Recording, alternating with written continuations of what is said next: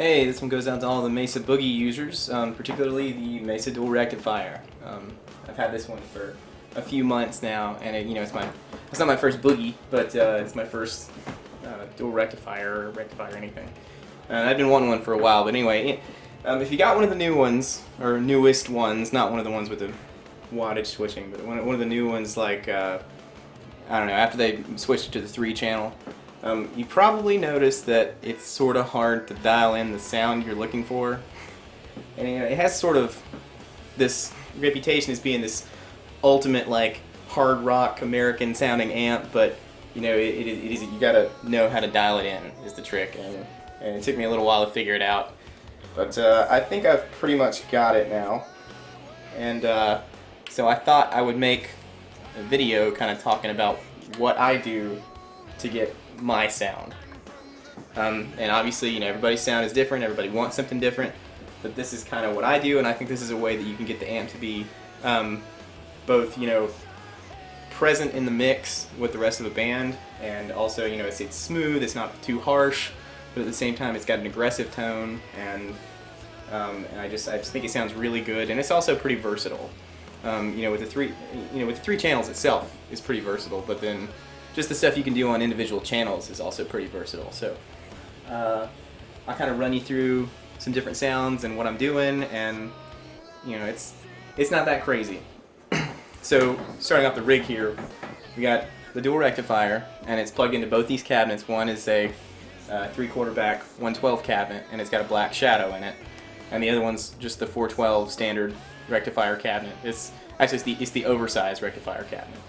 And it's got vintage 30s. I hear a lot of people say that it has too much bass, or it's woofy, but I don't think it is. So, I don't know, that's opinion again, I guess. I'm not playing really, really tight, chuggy metal, so maybe it would be if I was doing that, but anyway.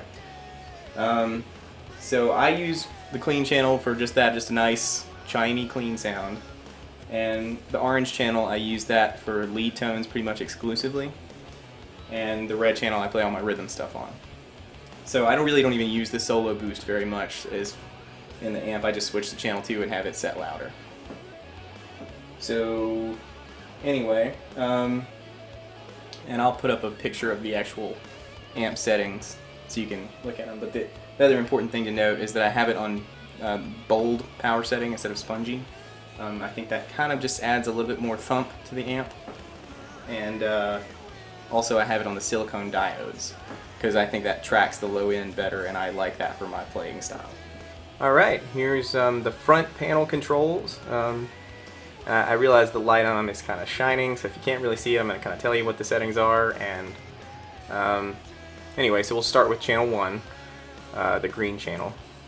So presence is maxed out. The master volume, and the master volume on these channels, you can sort of do that to taste, but the master volume on mine, I've got it pretty much exactly at 12 o'clock. The gain on this channel I have set about 9 o'clock, because I want it really clean, and I also have hot pickups, so try not to distort the clean channel as much as possible. The bass is about 2 o'clock. The mids are completely scooped out, so there's 0 mids, which works out in relation with the EQ pedal that I'm using.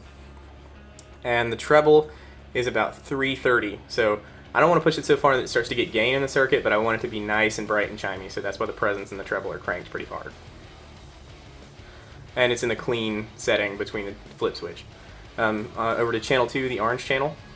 The presence is, let's see, that is at 3 o'clock, and or about 3 o'clock anyway, it's real close.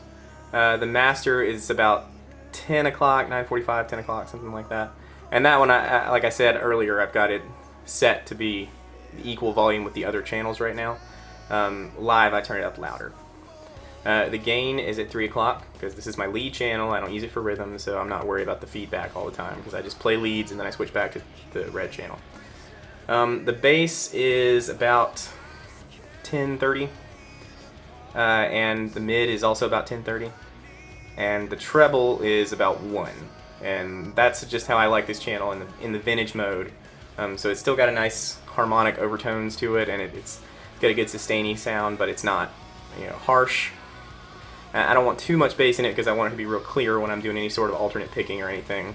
or so just so it doesn't get woofy. I want it to be real crisp.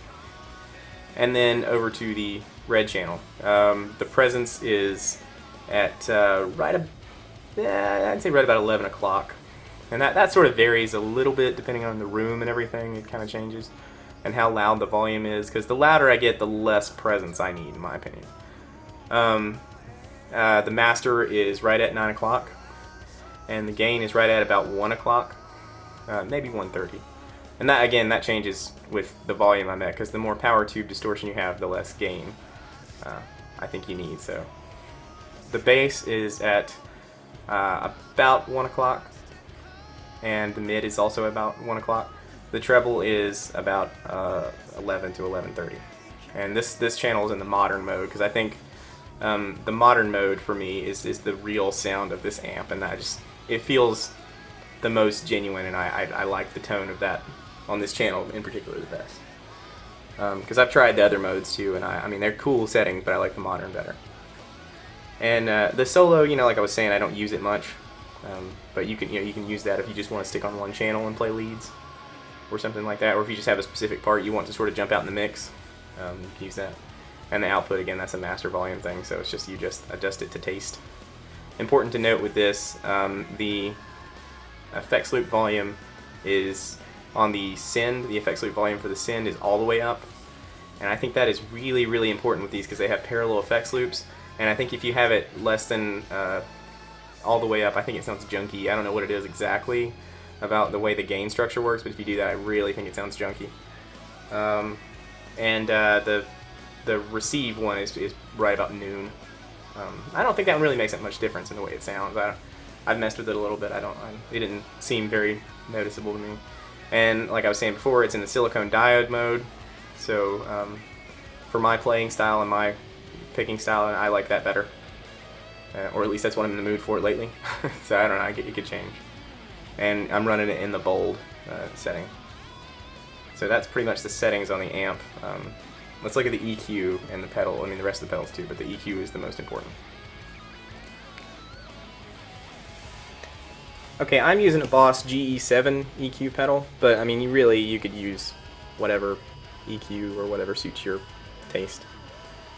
The main thing here is that you can see I'm sort of boosting the middle frequencies, and not that much, just a little bit. I mean, this pedal in particular will give you like 15 decibels of boost, but I've only got it set to like 5 for everything but the actual center one, and that one's just a little bit higher.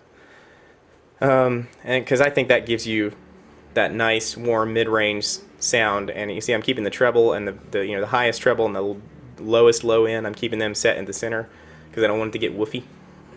And I turn the level down a little bit, because when you do this, it sort of amps up the volume of the amp. It takes it up just a little bit. And I don't want to be playing a show somewhere and I accidentally step on this EQ pedal and turn it off, and the amp volume drops like a big chunk. So that's just in case I turn it off. It's at unity volume, so it's not super noticeable, and I can just switch it back on, and people are not going to be all that much the wiser.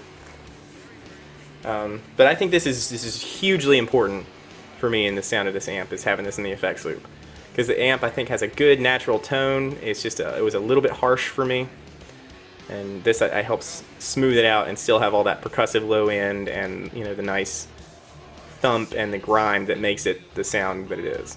So let's look at the rest of the pedals. Okay, here's the rest of the pedals. Some of these are a little bit subject to change just when I'm feeling it, but some of them are stock and stay. So the free fuzz on the far side there, just for when I want the kind of really, really ridiculously fuzzy tone, and I like to use it with the wah and get that kind of quacky Mark Farner paranoid sound, which is why it's before the wah pedal, because it has a totally different sound. That one goes in and out depending on if I'm feeling like using it. The wah pedal stays always. That's the Mark Tremonti wah. The phaser I leave that pedal on. I mean, not on all the time, but I mean I leave it on the board.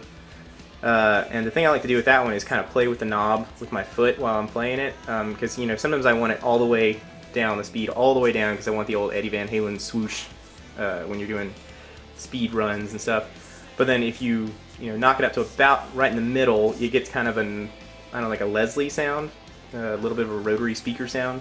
Not quite the same, but that's a pretty cool effect. The flanger right next to that, just, you know, generic flange tone. Not too fast, just a nice swoosh. The tube overdrive, that one stays all the time. That one's, I just use that for lead guitar. And the delay, again, stays all the time. I just use that for lead guitar. And clean, I use it for clean tones. But, and then like I was saying, you know, the EQ is the most important to the tone. All this other stuff is, you know, it's fun to add little tasteful things here and there, but the EQ, you know, that's very important. And then, you know, I just have the foot switch tacked up there. So that's the pedal board.